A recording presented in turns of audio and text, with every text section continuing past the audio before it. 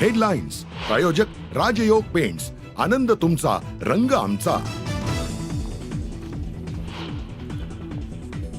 विधिमंडळाच्या अर्थसंकल्पीय अधिवेशनाला थोड्याच वेळात होणार सुरुवात. विविध मुद्द्यांवरनं विरोधक गदारोळ करण्याची शक्यता, वातावरण तापणार.